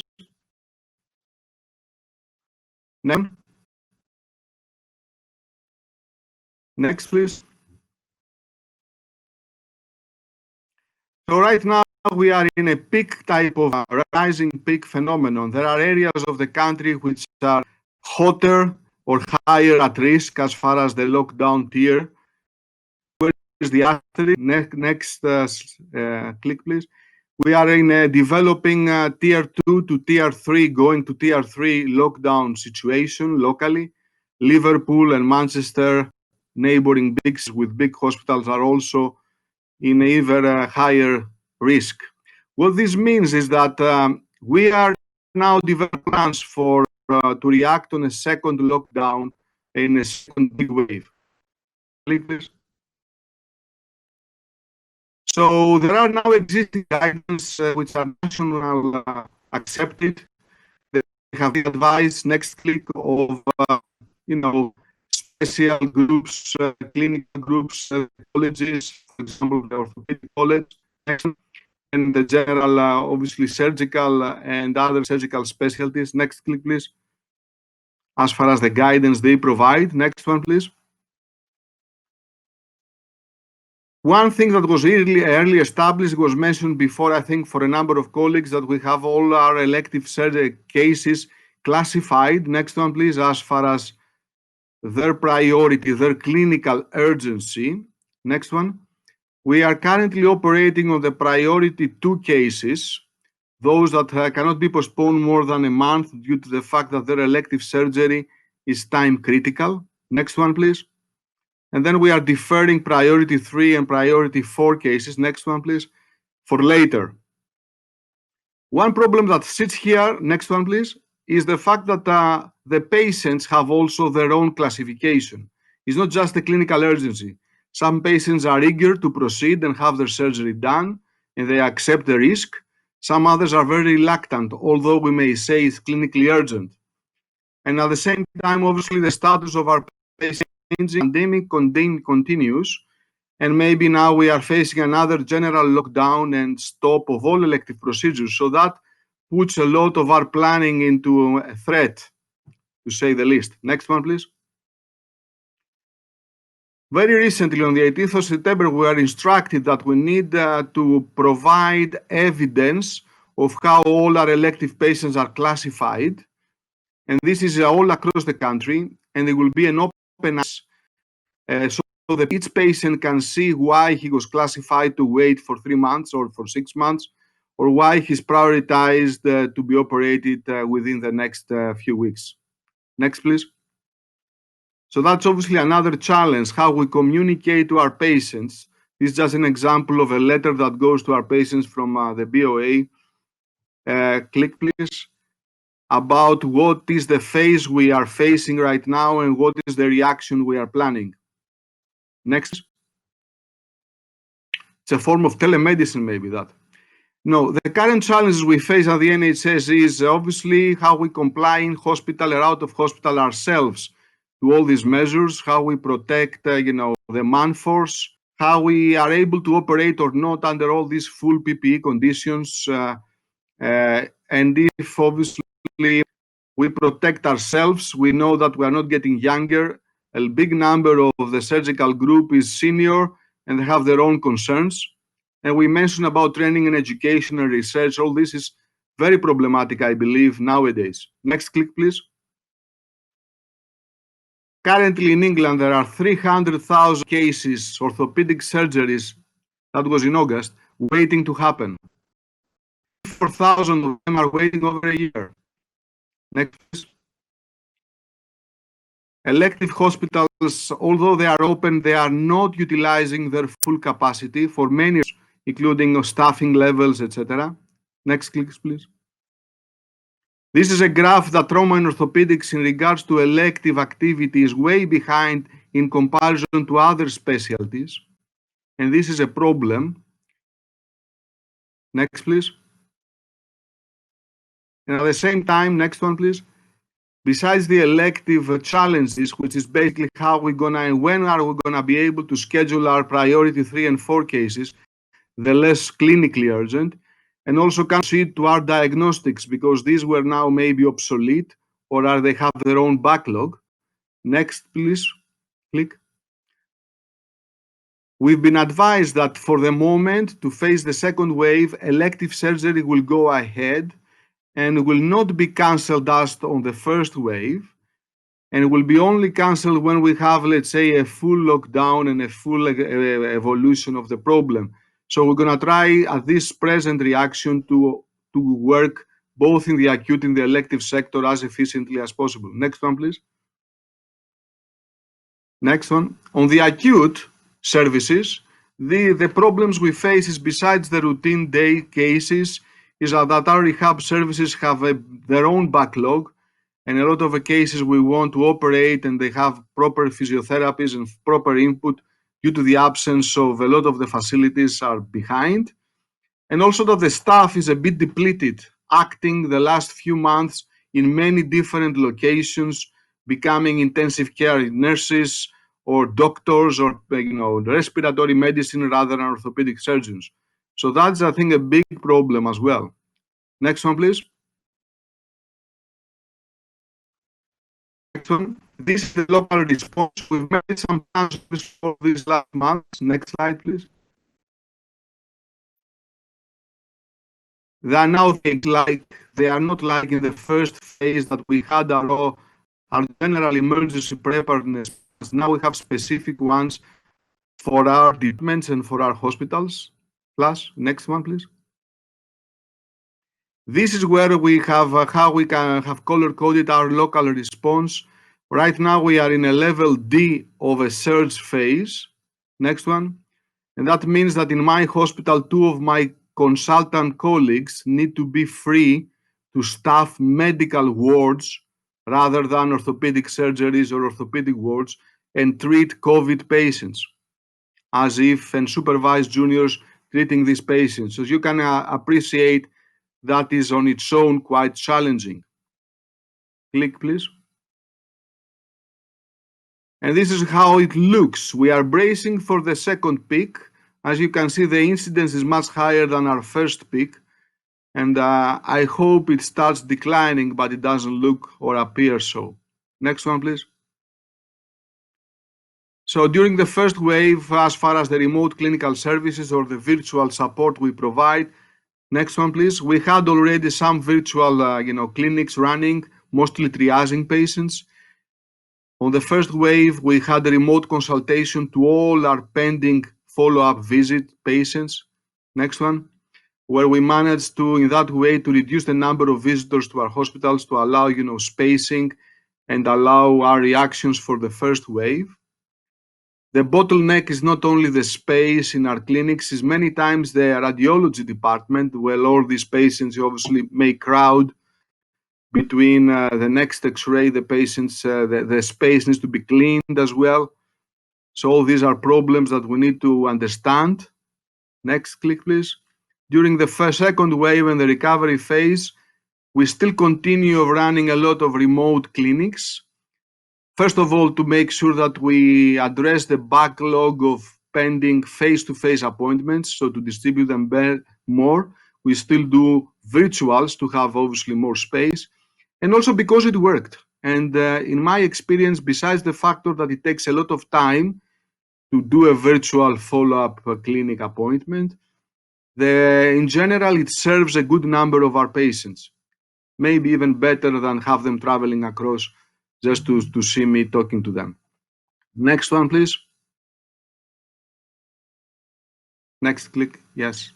So there are principles nowadays circulated from July 2020 for the NHS, how we run our virtual, obviously, environments, how we inform and consent our patients, who needs to be excluded, obviously, clinical examination patients or x-rays, for patients needing x-rays, we exclude, as well as people that have problems of communication or no access to the virtual world that we work.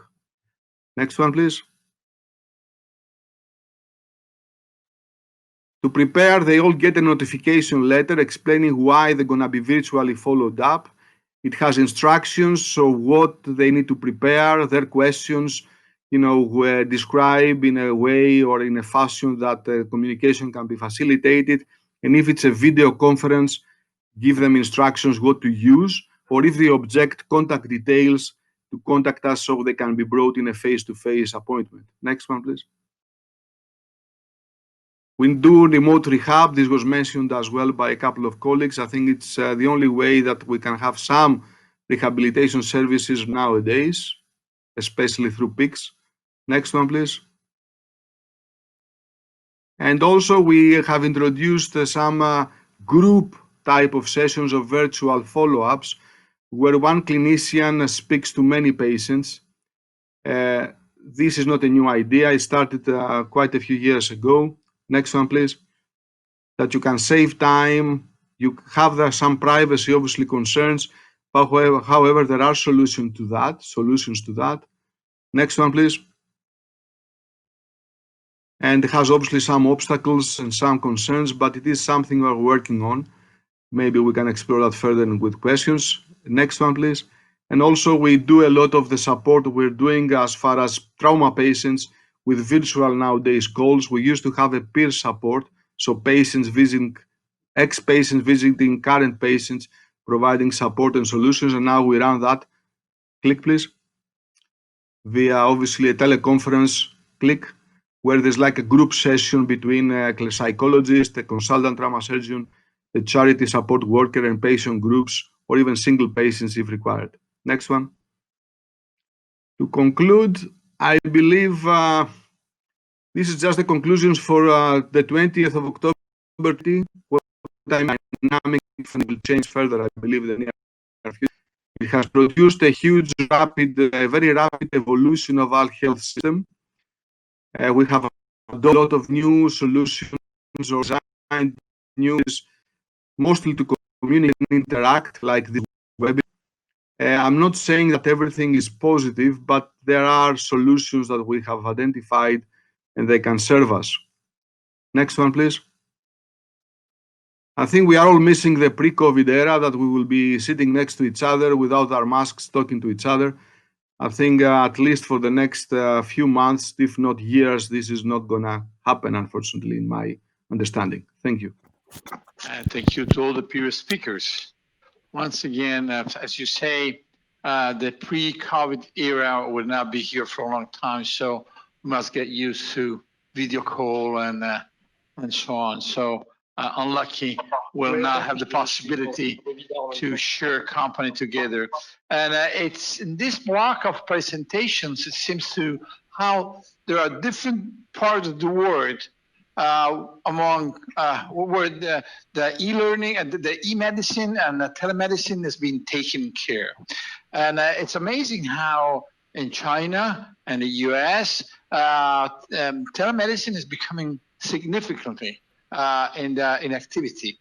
And but at the same time, I would like to ask to Scolaro and to Zhang what actually Mr. Clay from Brazil has proved, the fact that there are countries where actually technology will never allow to have telemedicine work out.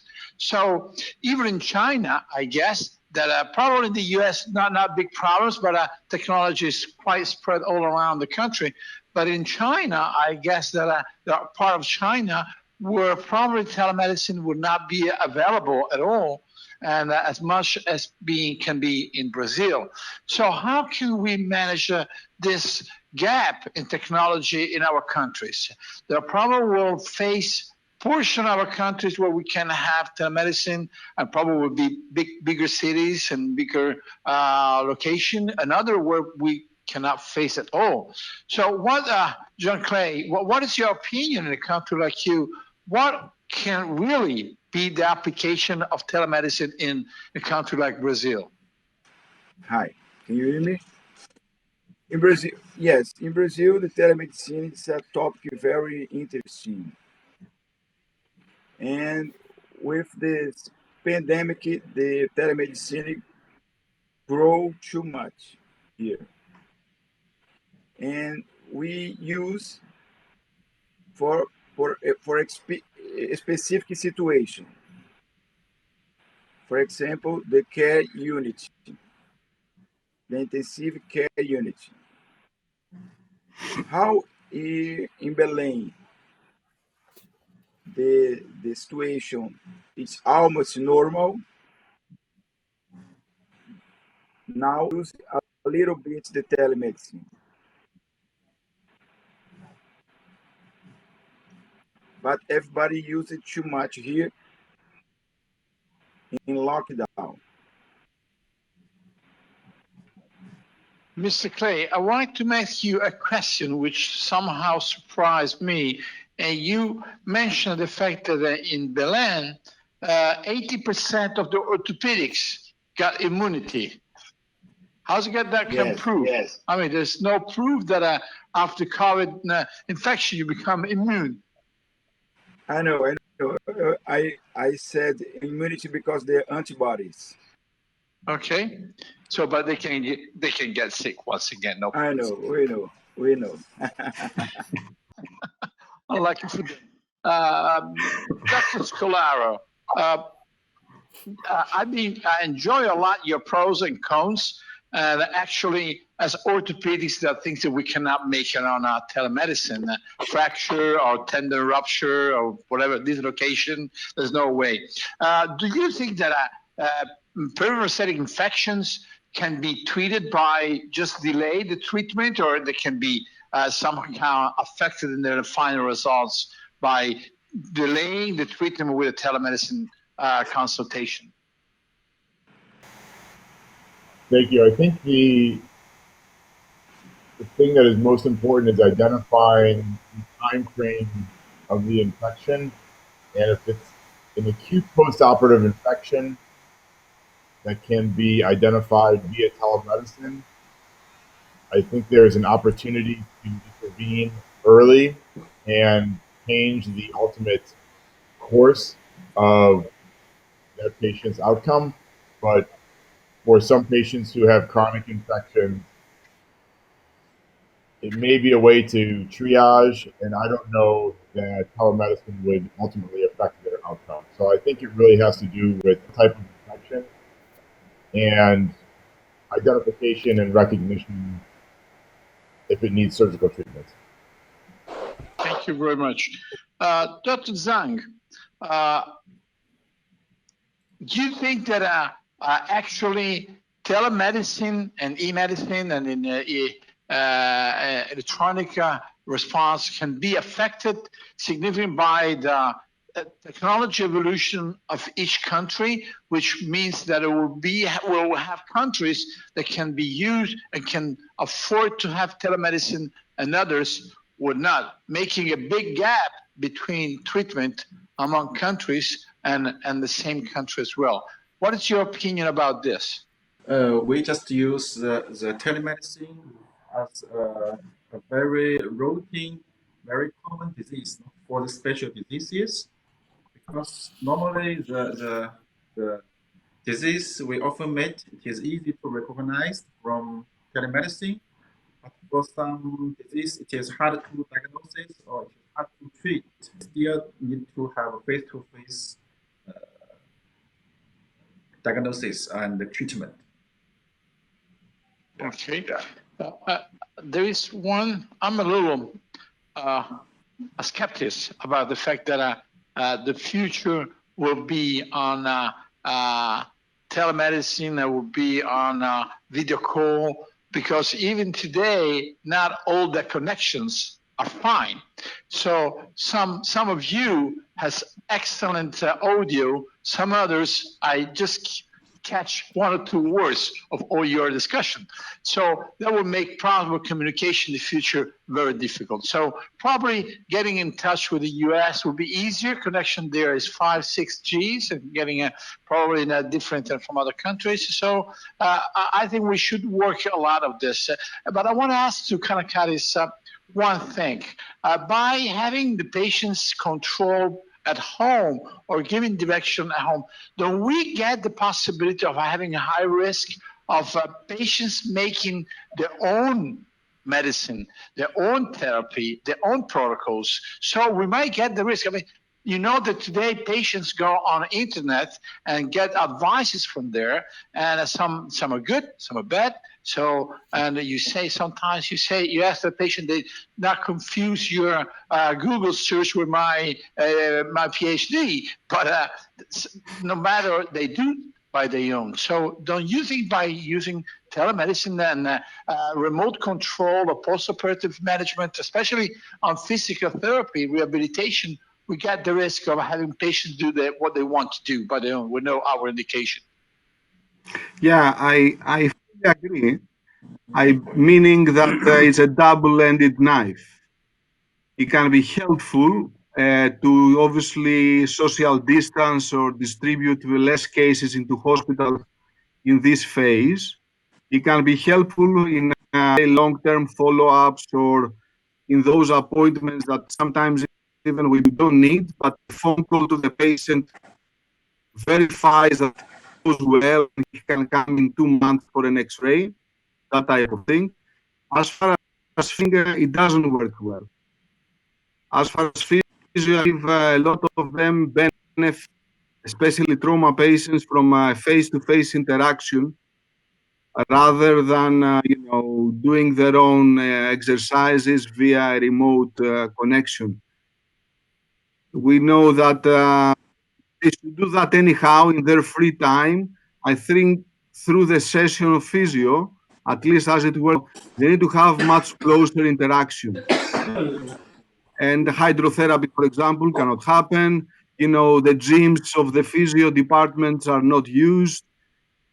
So all this, I think, is a big problem as far as rehabilitation.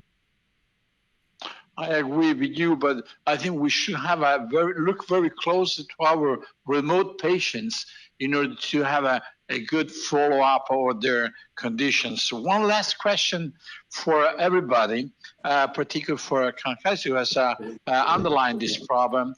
You mentioned the fact that we have a UK as much as we have in Italy, and as I think that the US is not less than this. But we do have a significant backlog of patients waiting for surgery. And when you have 24,000 patients waiting for 1 year, it means that we're not giving a good response to healthcare system. How you think? What would you suggest to manage this high number of patients waiting for this surgery to be done? What are you suggesting? Yeah, I suggest that when we are not in the peak, I think now we are in another peak. I believe through the peak, the health services need to adjust their functions and elective surgery to be strict and prioritized to the urgent ones. But for example, from June till now, we had a window that we under-resourced the recovery of elective surgeries. So what I mean is between the waves, if there are more waves to happen, we do have prepared hospitals that can treat in a cold manner effectively a lot of these elective procedures. Dr. Scolaro, what is the situation of waiting lists and backlogged patients in the US?